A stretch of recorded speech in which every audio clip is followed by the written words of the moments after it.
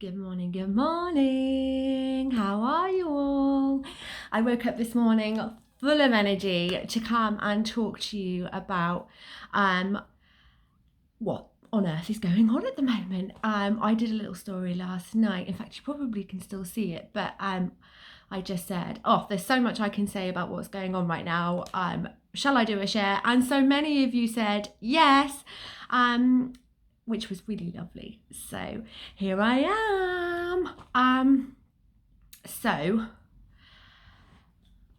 it's a little bit mental at the moment, isn't it? Yeah.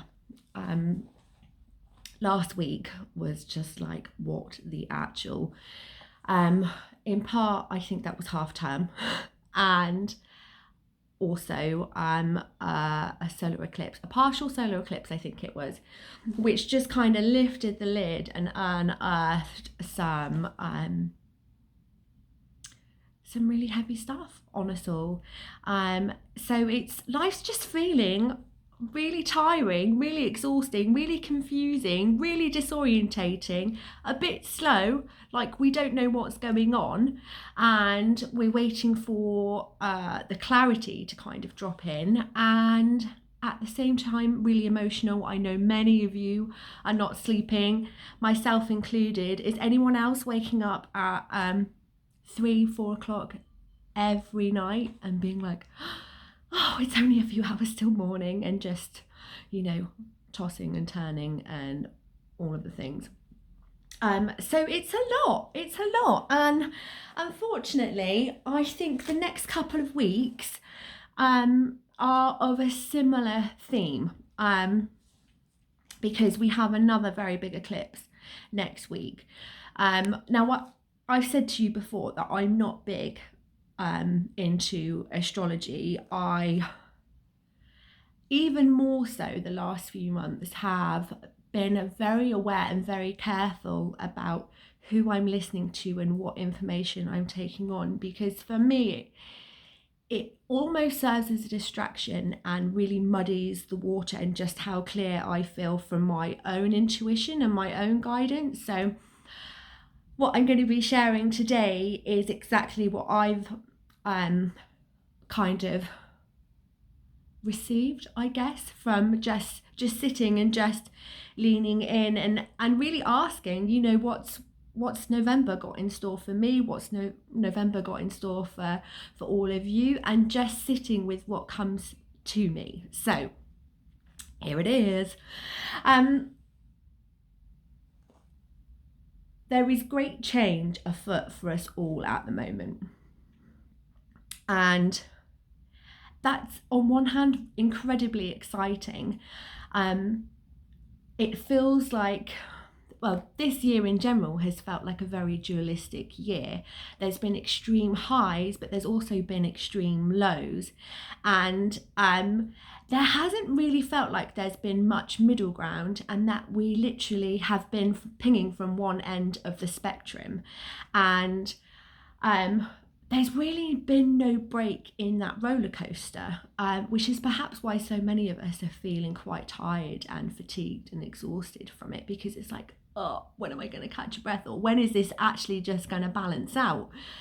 And yeah, there's definitely this air, especially leaning towards the end of the month, where things start to open up and that change is more visible in our outer world and how we move through it. But for now, it's still very much an inner transformation. Now, some of you might hate on me a little bit for saying this, but it's going to feel a little bit like Mercury retrograde. And I can feel you like, oh no, not this again.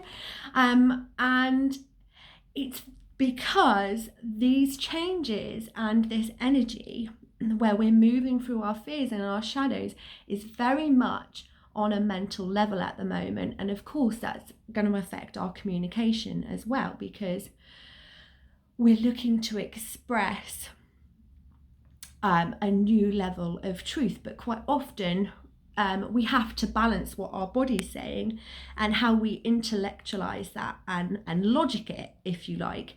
And so there are a lot of things around our perceptions, our beliefs, our patternings that are all coming up for review. And underneath that, those fears and those shadows and those stories where we've been fixed, and just been unconsciously operating through life. And this time is really about making the unconscious conscious and giving ourselves another perspective, another choice, another way to say, okay, I've been doing this for so long and this is where it's got me. And I can recognize that I've outgrown it, or it's just not getting me to where I want to be, or, you know, I would actually like to expand more in this area. Okay, so what are those things that are holding me back? Where am I fixed, where I feel like this is not possible? Where in my perception of other people, my relationships, where does that not serve me anymore? And so it's really diving into all of those things, and sitting and making some conscious choices about what needs to change. And of course, anything on a mental level doesn't just go overnight. It has to be practice, and we have to continually practice that new thought, that new pattern, that new belief, if you like. So bringing awareness is always the first point of change, okay? And then once you have that clarity, and I definitely see it coming in like lightning bolts and laser beams, where you're just like fully illuminated, where you might just go, oh my God, why have I been doing this? Or, wow, I now see this situation and this relationship like so clearly. Like, the choice for me is I either stay with this or I move in a different direction. And you know, which one are you going to choose? So yes, very mental. We're working with lots of fears, self-belief, you know, the parts of us, I guess, that we keep hidden away, that we don't really want anyone to see because we feel very vulnerable or shameful or even guilty about those parts of us. And I see this being lifted and extracted out. As I sat there, I saw this. It's perhaps because Jasper's absolutely obsessed with diggers, but this excavator claw, like going deep within us and like earthing it out. And there are going to be moments where we're asked to be bold, and we're asked to be brave, and we're asked to express and communicate that new level of truth and understanding of who we are and who we want to become. So of course there are heightened levels of intuition at the moment. You know, it's because the veil is very thin. You might feel like you're very heightened in your sensitivity, if you like, and that can be a real gift because it really shows the parts of us that or the themes or the energies that are sometimes hidden, that we're that are so subtle that we might miss. It's like our vision has been turned up, if you like, so we can really see with clarity.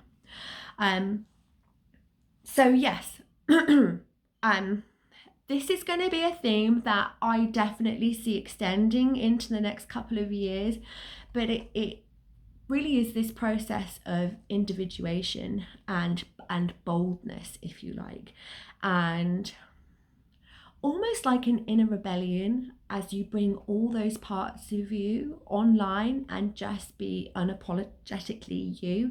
And it's really that boldness and that bravery that is the ripple effect, that when you rise up into that energy, you naturally gift others to do the same. And the reason why this is so important is because when we are really affirmed in our truth, and it's not governed by what people think of us, what's right or wrong, or even, you know, the social and cultural conditioning that we have, that there's a lot more freedom and play in that, and accepting, and it almost neutralizes all this division energy that we're seeing at the moment. Because if we stand on our own and can lovingly accept ourselves, we're more able to do that for others. So that is all part of the healing and the bridge between the new earth. So I hope that makes sense. Sorry, I wrote a load of stuff down. So what else have I got here? Oh yes, so this window of eclipses that we're in at the moment feels very karmic. And like I said at the beginning, it feels uncertain, it feels disorientating, confusing, and you know, it is just about sitting tight and sitting in that uncomfortability and knowing that you're going to come out the other side. But I see some events and things happening that might be unexpected.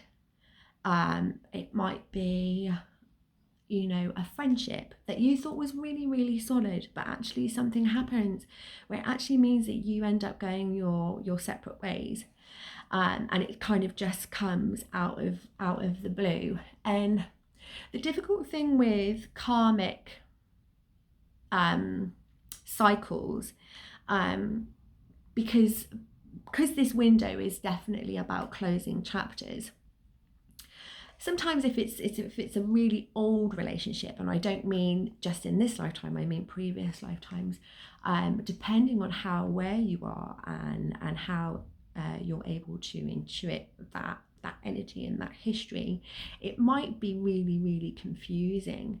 But we play out these cycles as part of our healing and part of our soul contracts between us and between our soul groups, as a way of everyone getting to where they need to go. So be gentle with yourself in that grieving process, because it is an ending. You're obviously going to feel some emotional, I was going to say disturbance, but that doesn't seem like quite the right word, but some emotional fallout. But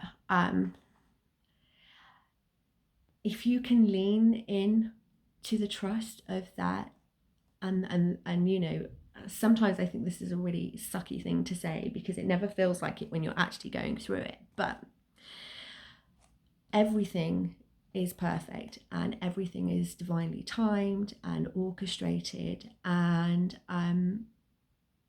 more often than not with these situations, when we come out the other side, we can look back and we can reflect and really see and understand why things played out the way they did. And quite often you are able to take the gifts of that lesson and go back to just viewing that person with love and, you know, focusing on the good times rather than, you know, the thing that maybe broke the relationship down or whatever. Does that make sense? So yes, just going back to this Mercury retrograde energy, communication feels quite reactive, edgy and fiery this month. And I think I said this in the last energy update I said about Mercury retrograde, is that speaking our truth is often something that we all have quite a lot of blocks around, especially if we're prone to people pleasing and you know, that kind of thing. We tend to suppress what we really want to say because we're worried about it coming out wonky or you know, upsetting the apple cart. And there is a level within the collective where communication needs to go through a transformation, and this really falls into the grounding into the heart space. And what have I written here? Responding versus reactive communication. So all I'm really going to say on this is, if you find yourself in a situation where you're like triggered and you feel that energy rising and it's like, and it's all going to start tumbling out, don't be afraid to just pause and ask what you need in that moment and just say, look, I just need a second just to think about this, and step back and really ask yourself how you feel. Because when we're grounded and we give ourselves that space in our nervous system and in our body, it really allows that truth to come up and out, and it will land, and because it will be felt, and that resonance of truth is it touches hearts, and even if the person doesn't like it, it will be understood and it will land in a whole different way to if it's just like, does that make sense? But again, with our thought patterns, learning ways to communicate effectively, it takes practice. You're not always going to get it right. And, reflecting after, an argument or whatever, and, it's a powerful practice, because then you're cultivating more awareness of like, okay, well, this is what I need to do next time, and that kind of thing. And the only thing I would ever say, the only other thing that I would say, which has been a game changer for me and in my relationship, is try not to use statements like always, you never do this, you always do this. Try to stay factually to the point that you're trying to put across. When you did this made me feel like blah. Does that make sense? So as I said, the end of the month begins to open up. Now, I don't think that the energy is going to necessarily feel quicker or have more momentum, but there is going to be a certainty and a knowing and a steadiness within yourself, where you have that clarity of, what you're doing, where you're going, and you kind of know what you're about. And even if the end of the month isn't filled with action, I do sense that there's this feeling of ease of like, I'm going to be okay. And that's really because of all the work you've done, the last few weeks, where you're actually rebuilding that trust and that connection to yourself, and it's to a deeper level than you've ever been before.